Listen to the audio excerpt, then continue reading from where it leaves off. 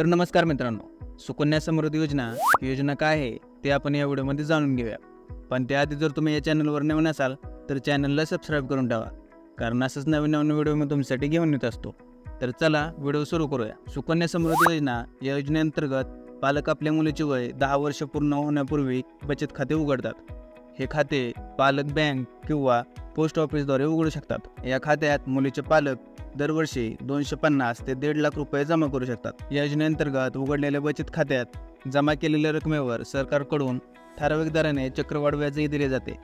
मुलीच्या भवितव्याची चिंता न करता पालकांनी मुलींचे चांगले संगोपन करता यावे यासाठी केंद्र सरकारने मुलींचे शिक्षण, उच्च शिक्षण आणि लग्नाचा भविष्यातील खर्च भागवण्यासाठी सुकन्या समृद्धी योजना ही योजना सुरू केलेली आहे। भारत सरकारच्या बेटी बचाओ बेटी पढाओ अंतर्गत सुरू करण्यात आलेली ही महत्त्वाकांक्षी योजना आहे। आता सुकन्या समृद्धी योजनेसाठी पात्रता काय असणार आहे ते आपण या ठिकाणी जाणून घेऊया। या योजनेअंतर्गत खाते उघडण्यासाठी मुलगी आणि तिचे पालक देशाचे कायमचे रहिवासी असले पाहिजे। त्यानंतर सुकन्या योजनेअंतर्गत कुटुंबातील 2 मुलींसाठीच हे खाते उघडता येऊ शकते। सुकन्या समृद्धी योजनेअंतर्गत खाते उघडण्यासाठी मुलीचे वय कमीत कमी 10 वर्षापेक्षा कमी असावे। तसेच या योजनेअंतर्गत मुलीच्या नावाने एकच खाते या ठिकाणी उघडता येऊ शकते। तसेच सुकन्या समृद्धी योजनेसाठी आवश्यक कागदपत्रे कोणकोणती आहेत तर ते आपण या ठिकाणी बघूया। यशस्वी योजनेसाठी आवश्यक कागदपत्रे।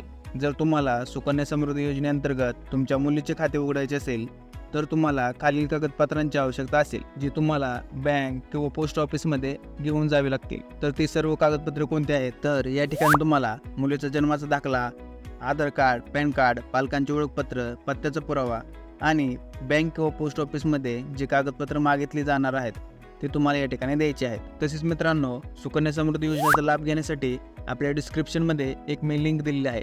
त्या लिंकवर क्लिक करून तुम्ही या योजनेचा अर्ज या ठिकाणी भरू शकता आणि त्याचा लाभ घेऊ शकता। तर मित्रांनो, ही अशा पद्धतीची योजना होती। जर तुम्हाला ही माहिती आवडली असेल तर जास्तीत जास्त लोकांपर्यंत शेअर करा, जेणेकरून जास्तीत जास्त मुलांना याचा फायदा होईल। आणि जर तुम्हाला हा व्हिडिओ आवडला असेल तर व्हिडिओला लाईक करा, जर काही शंका असतील तर कमेंट करा आणि जर तुम्ही या चॅनलवर नवीन असाल तर चॅनलला सबस्क्राइब करून ठेवा। धन्यवाद। जय हिंद, जय महाराष्ट्र।